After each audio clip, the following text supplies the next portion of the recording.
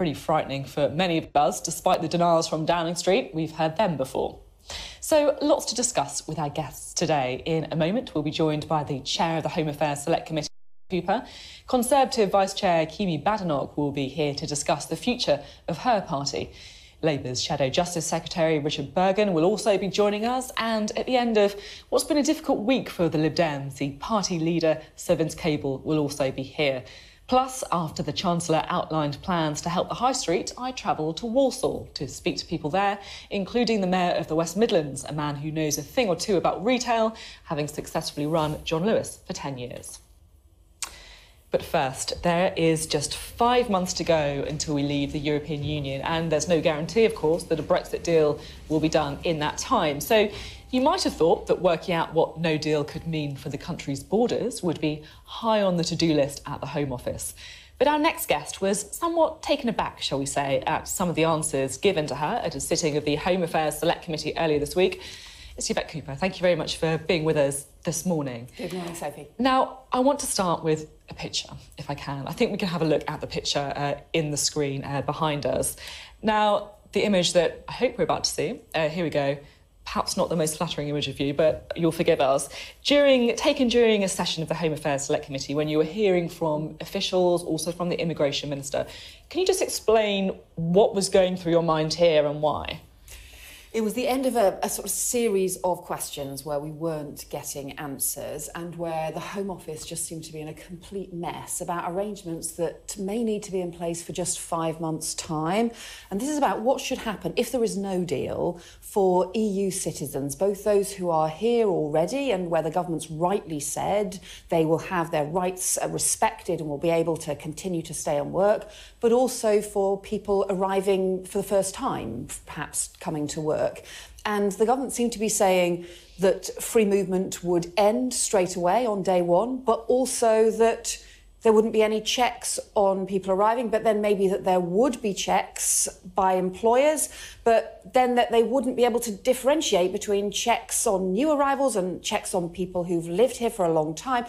And it just got so muddled and seemed to be so full of contradictions that you thought we've only got 5 months to go. Surely the Home Office ought to be better prepared and ought to at least know what on earth it's going to be doing. And we still don't know the answer to a lot of those questions. So who should be responsible? I mean, I think it was quite clear during the session that you were becoming frustrated with the Immigration Minister, Caroline Noakes. I mean, do you think she's the right person for the job? I think, to be honest, there is a conflict here actually going on between the Home Office and Number 10. The sense that I've got, and from some of the reports and sort of clarifications since, is that Number 10 is still trying to maintain that free movement will end on day one if there is no deal.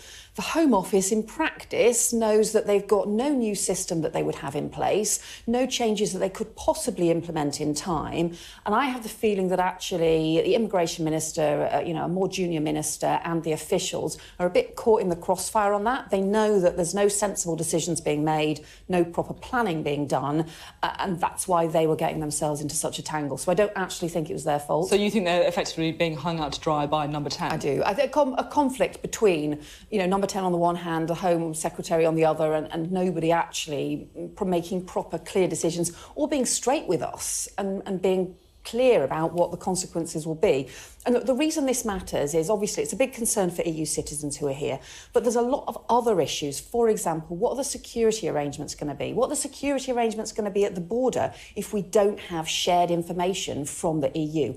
What are the policing cooperation arrangements going to be? And we heard from senior police officers about the downgrade in security that we'll have, the inability to be able to arrest people who may have committed crimes in other countries if we don't have a proper deal in place and these proper arrangements in place. I mean, it's pretty clear that you're alarmed, shall we say, at the prospect of no deal. As you say, 5 months to go. With that in mind, could you see yourself supporting a deal that Theresa May comes back with? Well, I think clearly no deal is the worst situation for all of us. And a bad deal is better than no deal, but I don't think the country should be forced into accepting a bad deal simply because the Prime Minister and the Conservative Party but if the alternative is no deal, with an alternative, then that may be the reality. So that's why I think it's really important that the government is now preparing the option of being able to extend Article 50, because no deal we clearly cannot accept. It would be very damaging for our security. But a bad deal, something that's going to be bad for the country for the long term, we shouldn't be forced into that because we've run out of time, because of the chaos and confusion. So I do think now there should be preparations made so that if the Prime Minister doesn't get a good deal before Christmas, we don't just get timed out, we don't just end up in a mess, and we do make proper, sensible plans now to extend Article 50 in those circumstances to make sure that we can get an arrangement that's in the best interests of the country. What about the idea of a second referendum? I don't think that should be the focus at the moment. I think the focus should be on the deal. I think the Labour Party has the right position, which is, look, what you've got to focus on is trying to get the right deal. Of course, you can't rule out things in this very chaotic... But you'd prefer to see an extension debate. To Article 50. But I think the right thing we should be focusing on is trying to get a good deal, but if that is not working out, extending Article 50 so that there's a chance to look at this again, to renegotiate and to properly get it right. I mean, there are reports that Theresa May is close to agreeing a part of the withdrawal agreement, this idea that the whole of the UK could be kept in an effective customs union with the EU. Is that something you'd support? I think being a customs union is really important. Personally, I think it should be a front stop, not just a back stop, because I think this is good for Yorkshire manufacturing. It's about manufacturing, jobs and trade. But you must be pleased with the idea, even if it's a back stop. So I hope that they have made progress to agree a customs union. I think that would be a step forward. But this only still seems to be about the withdrawal agreement and the temporary arrangements, not about the long-term plan. We need some clarity about what our arrangements and relationship will be for the future, so we're not going into this blind. And we also, I think, need some reassurance on these security issues. Nobody's talking about what the security arrangements will be. We've heard that even if there's a deal, we could still lose access to some of the really important criminal databases. Well, if that downgrades our security, we need answers for that as well. So I want to hear the Prime Minister talking about the security side, not just the trade side. And now I want to take you back to immigration, where we started the interview, because it does feel as if policy is somewhat chaotic, should we say, at the minute. We've had, of course, the Windrush allegations, the Windrush scandal that happened. We've also had the recent scandal of some people being forced to give DNA samples or asked to give DNA samples. Is it the Home Office that's not fit for purpose? I think that's a really big question, and I am very worried, actually, about the state of the Home Office. I think we had the Alex Allen review that was published, or the executive summary that was published last week, which did raise questions about the advice that was given to Amber Rudd as former Home Secretary. But of course, there are also really responsibilities that ministers have to take about the state of the department as well. But I think overall, we've just had one set of mistakes after another from the Home Office. The reason this matters is because these are the kinds of decisions that have huge implications for people's lives and really devastating effects for people's lives when the Home Office gets things wrong. We're going to be hearing from the Home Secretary in a few weeks' time. We're also going to be hearing from the Permanent Secretary as well, the head official in the department, so we will be putting those questions to them. I mean, do you think there is an argument, for example, that the Home Office should be split up and immigration should be moved to a different department? Is it too big? Personally, I do think that is something that should be looked at, but it's not something we've discussed on the Home Affairs Select Committee, so it's not a committee view. But I think when you've got all of the issues around crime and policing, we concluded recently that there hasn't been enough Home Office leadership on crime and tackling crime, for example, and working with the police to support the police. And then you've got all of the issues around immigration as well. So you could look at different structures. But as I said, we've not addressed this as a committee, so we don't have recommendations to make at this point. And I want to talk to you about something a little bit different, tax cuts. You, of course, voted in a very different way to your party's leadership about the tax cuts in the budget. Why did you do that, and what was your reasoning behind that? Well, in April, there's a whole series of further cuts that are going to be made for some of the poorest families in the country. Cuts in the value of child benefit, value of the tax credits. And so you've got some of the poorest people in the country who are going to end up being hundreds of pounds worse off.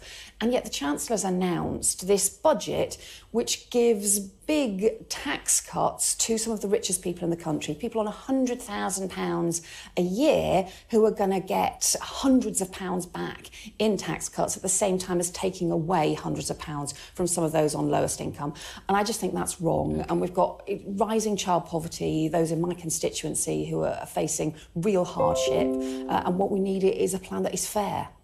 OK, now we have got some breaking news just coming in. We're hearing that the former Cabinet Secretary and the head of the Civil Service, Sir Jeremy Hayward, has died from cancer, aged 56. Now that's just coming from Downing Street. So Jeremy Hayward only very recently relinquishing his duties to try and focus on his illness. Vivek Cooper, this, of course, surprising news only just come in. What is your reaction? It's deeply sad, and Jeremy, I think, was a wonderful public servant, and he, I think, did a huge amount to hold governments together at very difficult times. Obviously knew him very well personally, and I think, you know, all thoughts with his family. I think it's...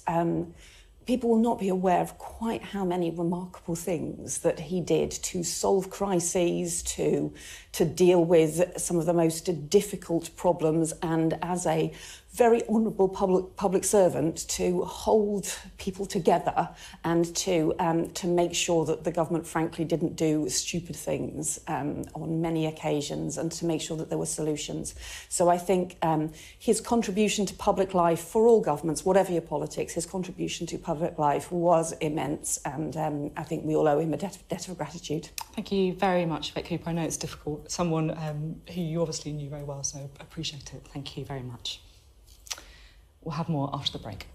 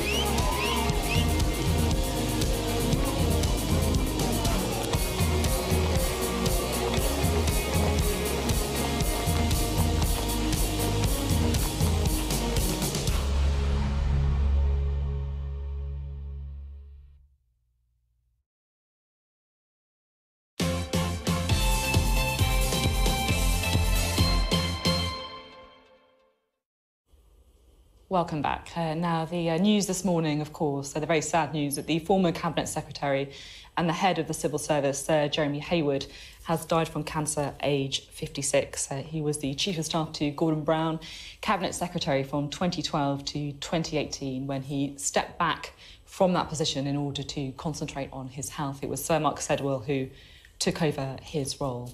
We're joined now by our next guest, Kimmy Badenoch. Thank you very much for being with us this morning. It's appreciated. First of all, please can we get your reaction to the very sad news about Sir Jeremy Hayward? I'm absolutely shocked to hear this news. It was only recently that we heard that he was stepping down for health reasons and not returning. I never worked with Sir Jeremy personally, but I know many colleagues and colleagues in government who did, and they were all in awe of his abilities. He was a very impressive individual. He was very gifted.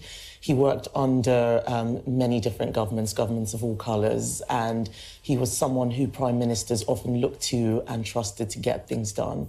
He was, in the words of a friend of mine, he was an amazing person who could always find a solution to a tricky problem. And many of the things that have happened in this country happened because of him. It's a huge loss to the country. It's a huge loss to the government. It's very sad news. And our thoughts go to his family. Thank you. Now, of course, we'll have more on that news later on in the programme. But I also do want to talk to you about Brexit. Now, you're somebody, of course, who voted to leave the European Union. We can have a little look at something that you previously said. As an economic liberal, I want to see Britain trading more freely around the world. So would you be happy then with a customs arrangement that limited Britain's ability to trade around the world? Well, the Prime Minister has repeatedly said that we'd be leaving the customs union. So whatever sort of deal we get, it should be something that allows us to become a more global outlook, trading more globally with the rest of the world. And that's the outlook that we want. There's reports, of course, that the backstop, if you like, is going to be an agreement that the whole of the United Kingdom stays in a customs union with the EU. I mean, is that something that you would accept? I think I still think it's speculation at the moment. I don't see how, given the promises the Prime Minister has made, that's something that could be on the table. Even temporarily? It depends on what is meant by temporarily. If it's something indefinite, then absolutely not. So you would have to see some kind of date, if you like, in order to I think that's what I think that's certainly what the government has been working to, but ideally it wouldn't even get to that. Now, moving on to other issues, you are somebody who said that you want to try and change the image of the Conservative Party to show that it's not just about stuffy aristocrats and old Etonians. Do you think the Conservatives have an image problem? Yes and no. I certainly think that a lot of people view this stereotype of us, which is not actually what we're like, and it's more about showing what the Conservative Party really is. It's people like me, it's, people like my next door neighbour, Robert Halfon, James Cleverly, Priti Patel. This is a very sort of broad, diverse group of people. And while representative of the vast majority of people who vote Conservative, but sadly, when I knock on doors, people think, oh, I didn't think that Conservatives came in, this sort of shape and size and colour and so on. You've said that you've been mistaken for a Labour MP. Yes. It's one of the more disappointing things that tends to happen to me. What sort of happened there then? Well, I let people know that I'm definitely not Labour, and I think that they are pleasantly surprised. They're usually pleasantly surprised because they tend to think that race is such a big factor in how we vote, and I hope that my having this role goes some way to challenge that. Yeah, and because there is a bit of an issue, isn't there, with BME voters and the Conservative Party. I mean, if we look at the last few elections, in 2017, only 19% of BME voters went for the Conservative Party compared to 73% going for Labour. I mean,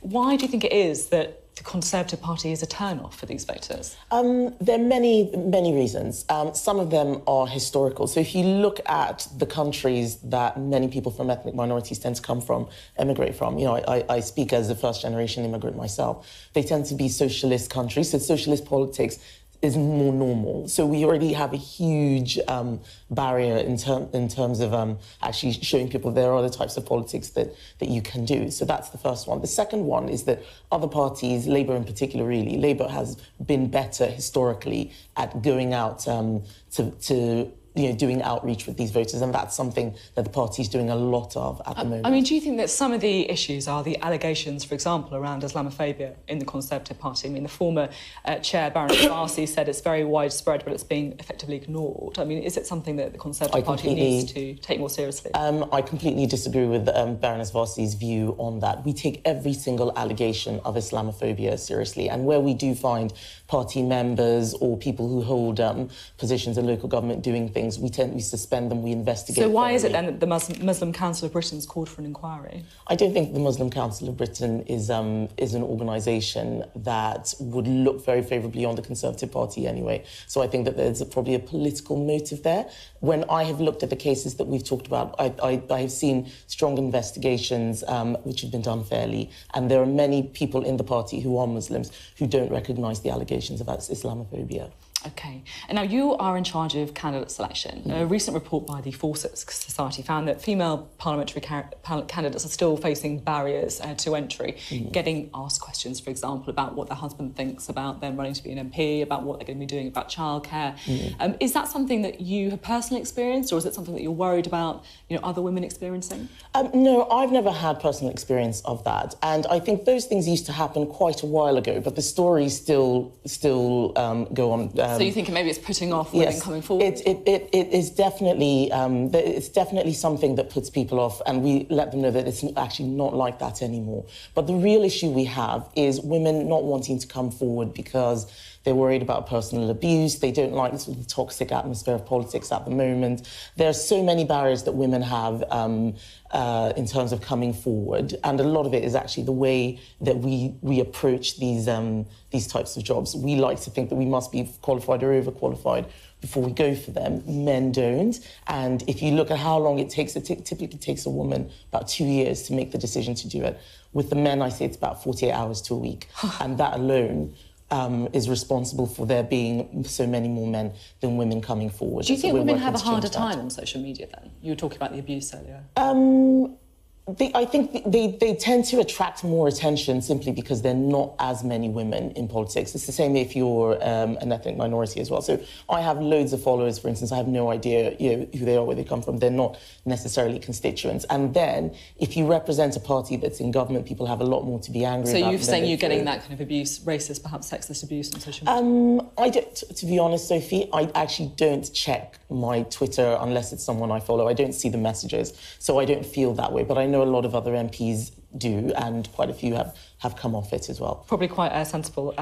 Now, to sort of finish the interview, I want to talk a bit about your life, because you're not the typical Member of Parliament, shall we say. You used to carry a machete to school. You have to tell me a bit more about this story. What was that about? Oh, yes. So this is when I grew up, this is when I was living in Nigeria. I grew up in Nigeria, and I went to a state boarding school. Most people go to, it's a federal government school, and you have to bring in all your own equipment. We had to cut the grass ourselves. We had something called manual labour. Everyone had to do, it's pretty hard work every day. And you cut grass with a machete. So we had, I think I was telling a story about how knife crime is more than just the availability of weapons, it's also attitudes. And I was talking about how everyone in school had a machete and we didn't use them to attack each other. And there was a lot more to what was going on in terms of crime. But yes, that is the case. It was under my bed.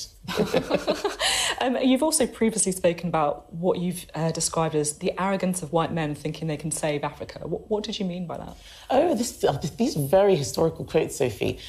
This must have been about the mid-noughties, and I remember getting very frustrated about people, and it isn't directed at white men, certainly not, but I do think that there is a saviour complex for people who don't actually understand very much about Africa. I mean, are you talking about people like Bob Geldof, for example? I'm not naming any. Okay. I'm not naming any names, but I do think a lot of the solutions to the problems in that continent need to come from that continent. I don't think it's going to be people from here who can ride in on a white horse and save everybody there. And I do worry about that saviour complex. And just finally, when you were kind of growing up in Nigeria, you've spoken about living without electricity, having to fetch water in a bucket from a mile away. Yeah. How do you think that experience has defined your politics now?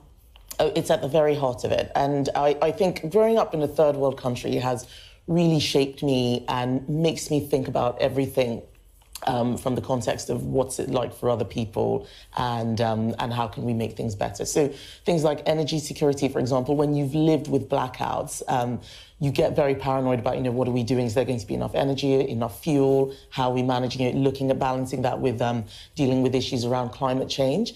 So it affects that. It affects, for instance, how I think about identity politics. Growing up in a place where I couldn't stand for election the way I have now in the UK, in Nigeria. I remember talking about it with a politician from there. And why was that? He said, well, you can't just stand, where you live. You have to go to, where your family's from. And my grandparents are from a place that they moved away from there in the 40s or 50s, and I've never been there. And he said that's where you'd have to go. You'd have to go to that particular town to stand for election. Whereas now I stand, I'm elected in Saffron Walden, which was a place that I didn't have any connections to. I was a Londoner, and they just liked the interview I gave, and they said this is the person they want to represent us. Very different from Nigeria. Completely. Saffron Walden, I imagine. It is. And I think that's amazing what we have here. That people don't judge you about where you're coming from, but about what you can do. OK, thank you very much.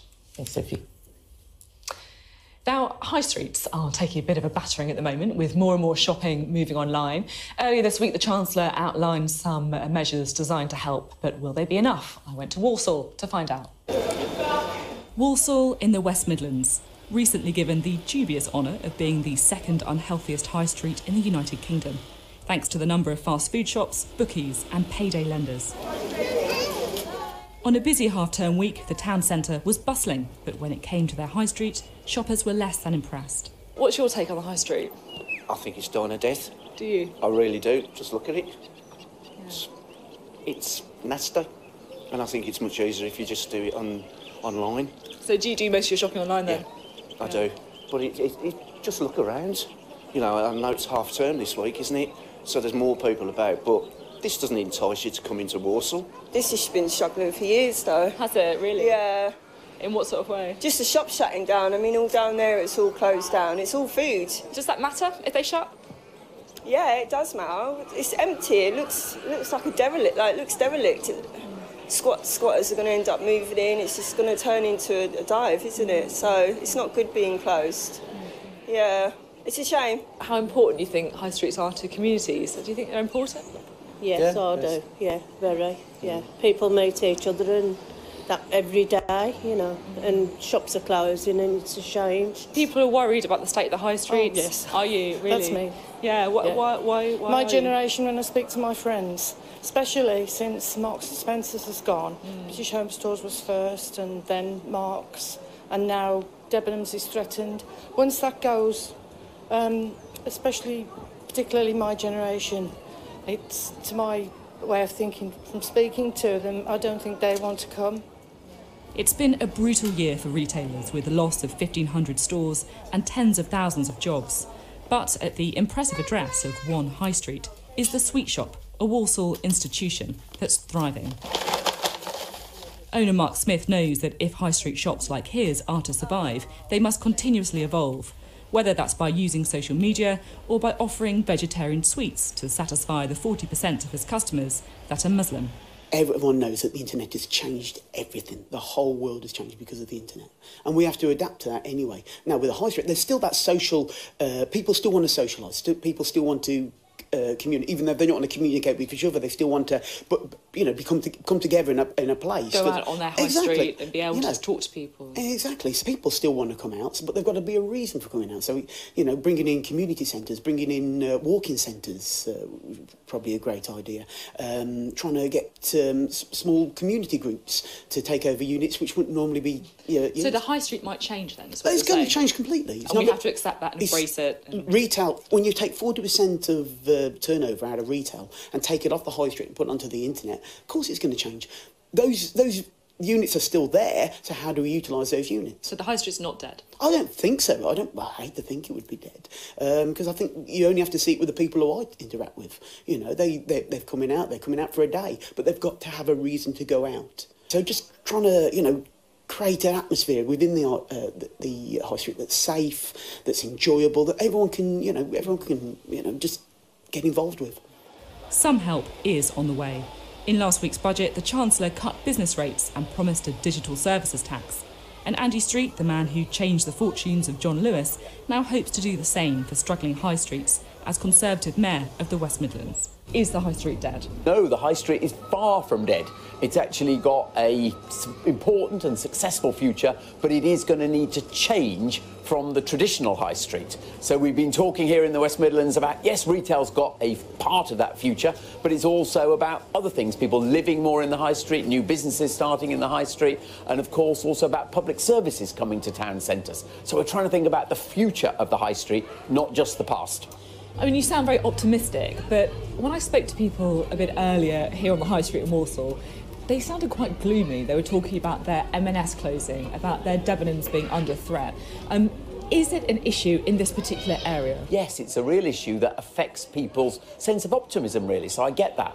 But what we believe very strongly is that although it's right there's a big challenge, particularly from online retail, we can think about a future for town centres that is different. So what needs to happen then? Because you're right, you're talking about the challenge of online retail, of supermarkets, out-of-town stores, so on. What does the High Street need to do? So the first thing, of course, is that there is a question of a level playing field around tax. And there was some good news from the Chancellor on Monday there. The digital sales tax will make it more even between traditional retailers and online retailers. There was also relief around business rates, so that's a good thing. About 90% of retailers will pay less business rates, so that will help traditions. But we've also then got to think, and this is why we're working with councils, how do we plan around the future of High Street? So perhaps retailers got to be more concentrated. If you take a town like this, there's still a lot of good retailers, but lots of void spaces as well. Maybe it needs to be more sort of condensed. And then you think about other things that will fit around them. Particularly young people want to live right in the middle of towns. They don't want to live in sort of edge of towns and commute in. That's not sustainable. They want to be right there in the middle of things. And then if you think about businesses starting up, some of our most exciting town centres have got sort of start-up spaces that can come in here as well. So there are new things to complement traditional retailers as well, of course, and we're sitting outside the coffee shop, all that around experiences that people want to be sociable, they still want to meet in town centres. You talked there about the High Street having to condense. Is that just a polite way of saying that they have to become smaller and as a result jobs are going to be cut? When you talk about jobs, remember there are lots of new jobs in retail as well that perhaps aren't here in the middle of the High Street. Different type of retail jobs are being created in distribution, in marketing for those online businesses. So in terms of jobs, we need to think more broadly. But if you think about the sort of social purpose of a High Street, I do believe there will be less retail than there was before, and it will feel more vibrant if it is tighter. And so, yeah, in that sense, it will need to be condensed, the word I used.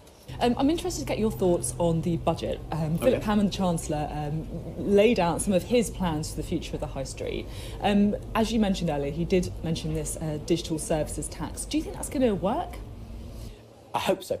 And I do think it was brave on his part. As he said in his speech, he has not got sort of international colleagues all doing the same. He sort of went first, and I think it was the right thing to do. Could we be punished as a country, though, for going first? Could you see countries, for example, invest elsewhere, or the US retaliating? It is always possible. I don't think it will happen. I think what the Chancellor expects is to continue to work on the international alliances, and I actually think we will see more of this, not less, because the fundamental point is very simple. If you are paying corporation tax as a British registered company, you pay your full share. The online companies have been able to pay very small amounts of corporation tax by saying that they are based elsewhere. So I do think there's a sort of fairness argument that the Chancellor was leaning into. So personally, I think it was the right thing to do, and I think he was brave to go first. At the same time, though, we're talking about a relatively small amount of money being raised. I mean, the projections are very uncertain. Talk of only £400 million being raised by this. And that's a pittance, isn't it, for some of these big companies? But it's a start. That's the crucial thing. And he put other things on the table as well that will support the High Street. He talked about £675 million of direct investment in town centres. We want to see exactly what that means. And of course, the measures he took over business rates were worth about £900 million. One other story that I couldn't resist getting your opinion on is this story about the former editor of Waitrose magazine, William Sitwell, who lost his job over joking in an email about killing vegans to a freelancer.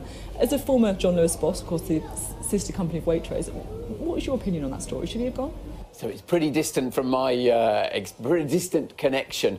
So I honestly don't know, and that isn't a cop-out, because I just don't know if it was really very light-hearted banter, and I do think people should be allowed to have that banter occasionally. But if there was a shred of that's what he actually believed, of course it's totally inappropriate.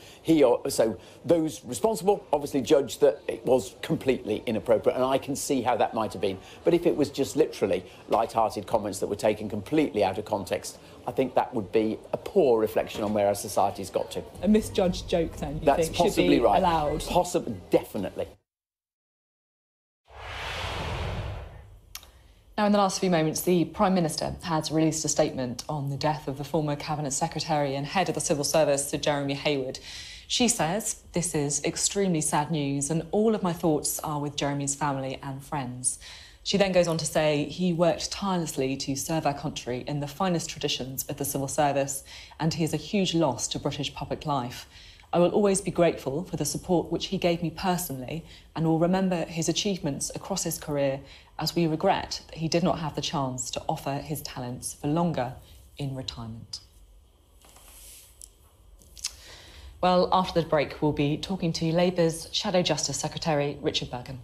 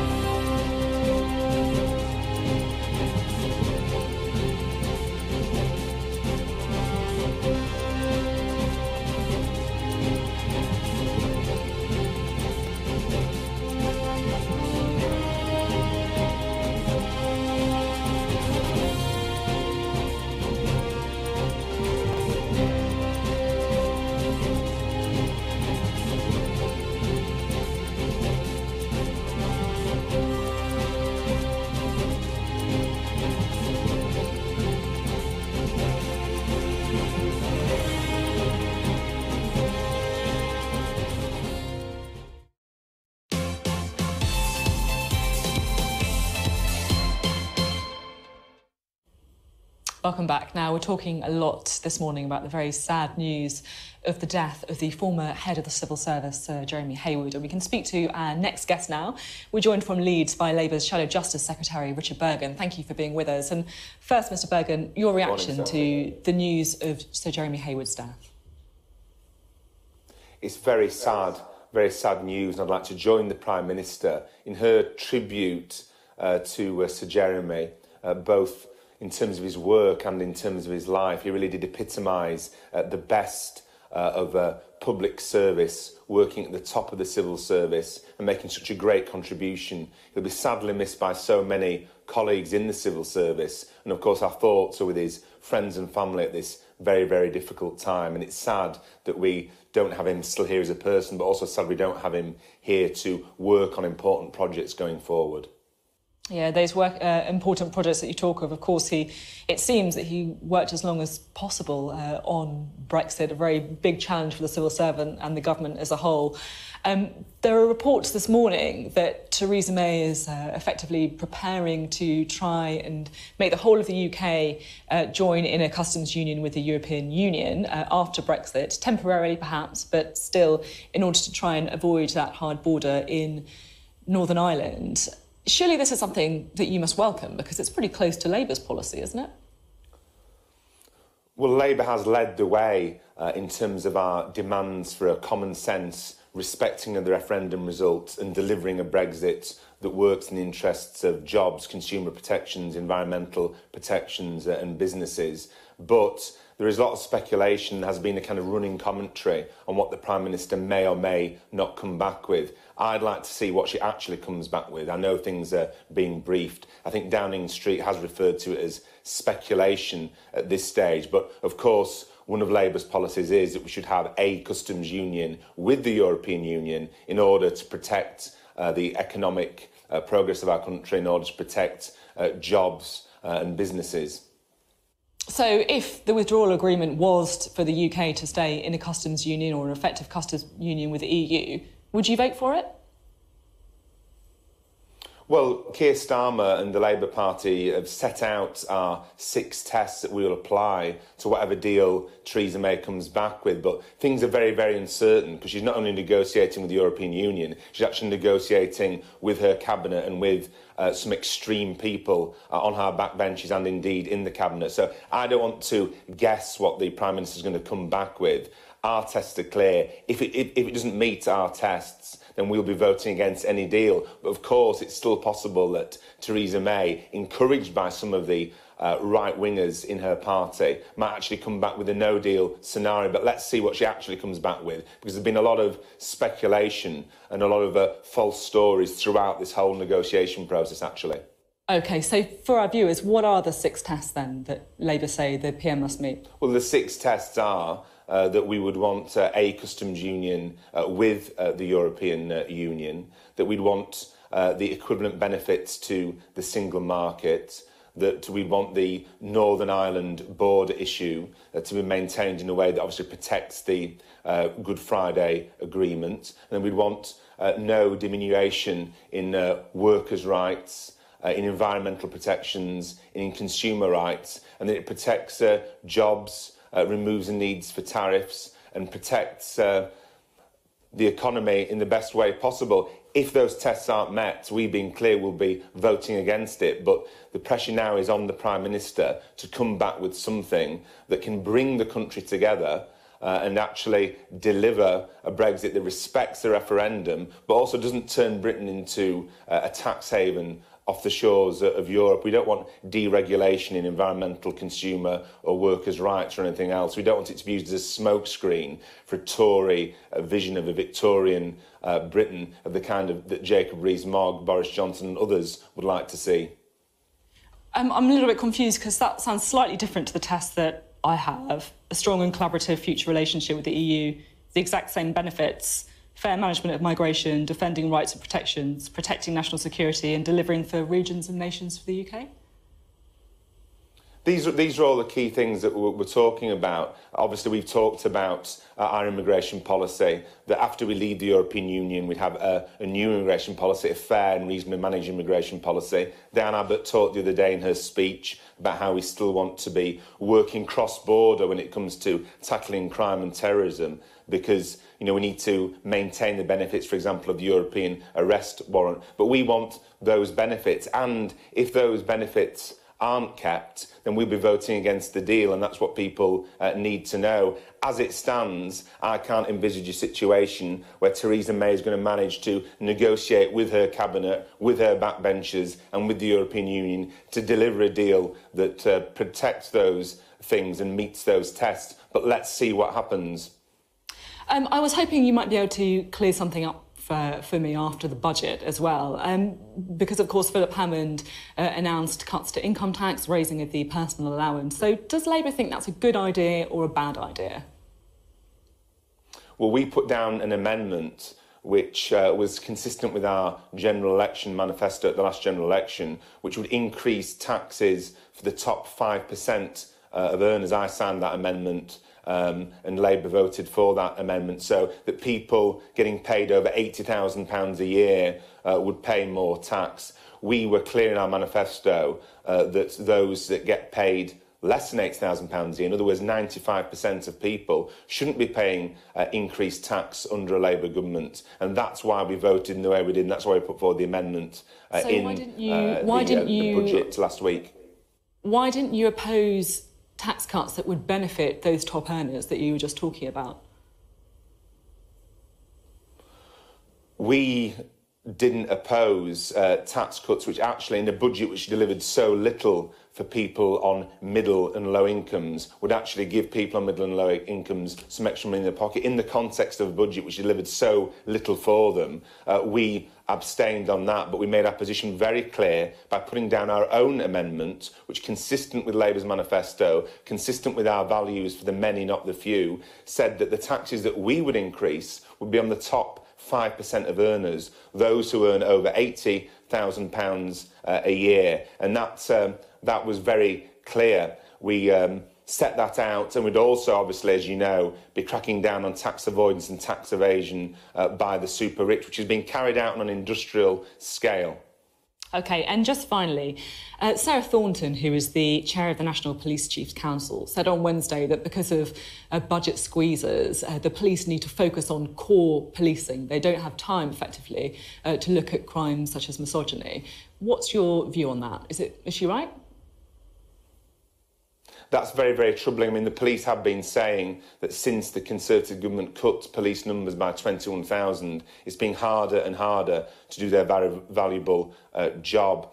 Violent crime is up, reoffending is up, and the statistics that come out the other day which show that serious repeat offences of the most serious kind have gone up, and the amount of people being, despite crime going up, the amount of people being charged and convicted is going down. So it's very, very concerning. The police should have the resources in order to tackle crime at all levels, and actually things like misogyny and racism, when it's in the form of verbal abuse, are part of a trajectory which leads towards actually violent crime as well. These things can't be separated. So it's very concerning what the police say, and that's why Labour would start off undoing the damage that the Conservatives have caused by recruiting 10,000 extra police, which would be an extra police officer in every community. Because actually, whether it's terrorism or antisocial behaviour, community policing is very important in terms of the intelligence gathering and the community relations to tackle those important issues. OK. Richard Bergen, thank you very much. Thank you very much. Coming up after the break, we'll be speaking to the Lib Dem leader, Sir Vince Cable.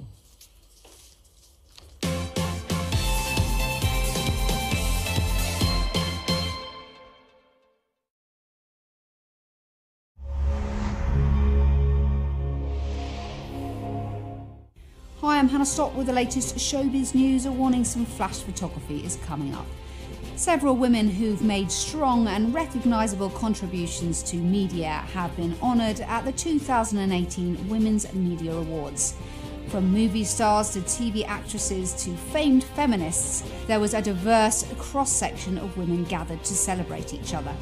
Actress and activist Jane Fonda, co-founder of the Women's Media Centre, which hosted the awards, said it's vital that female voices are heard loud and clear. We're an organization that is fighting to have more women represented in the media because our understanding of life events war, peace, healthcare, whatever, is different than men's. We experience it different, we understand it differently, and if you don't have our narrative equally represented in the media, then women and men are robbed of half the story. British pop star Emma Bunton is adding some extra spice to the Great American Baking Show. The Spice Girl joins the 4th season of ABC's reality cooking show as a host, alongside returning presenter Anthony Adams and judge Paul Hollywood. I mean, this is like my ideal, absolute perfect job, eating cake. We're also filming around, because it's going to be coming out around Christmas, so there's lots of Christmas decorations, and anyone that knows me knows that they are my 2 favourite things in the world. And after 45 years, Kiss are set to embark on their 2nd farewell tour. This one is titled End of the Road and could include former members performing on stage. We're going out on top. Look at us. The word fabulous in the dictionary, we're in it. There's nobody that can touch us. If it seems like I get up on a high horse and start saying we're fantastic, we actually mean it. We introduce ourselves with, you wanted the best, you got the best, the hottest band in the world. Either we're crazy, or we are, or a combination of both.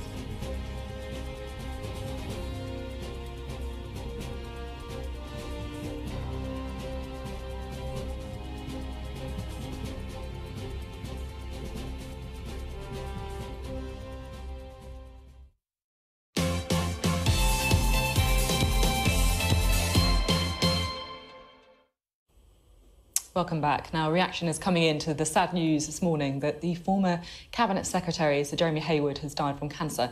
And one man who would have worked very closely with him in government is Sir Vince Cable, the Liberal Democrat leader, who joins us now. Thank you for being with us. What is your reaction to this death? You obviously knew Sir Jeremy. Well, it's very, very sad. I mean, he was a superb public servant. I mean, I worked with him for 5 years in the Cabinet. He was brilliant at getting his head around very complicated problems in sort of brokering agreements between ministers who were implacably opposed. And I think what was remarkable is he worked for Lib Dem, Conservative, Labour ministers, and none of us had the faintest idea what his politics were. I mean, he was just the perfect civil servant and just very, very good at his job. And it's rather tragic he's died at such a young age. Yeah, well, quite exactly. And I think perhaps the thing that nobody could tell his politics is one of the highest compliments you could pay a civil servant.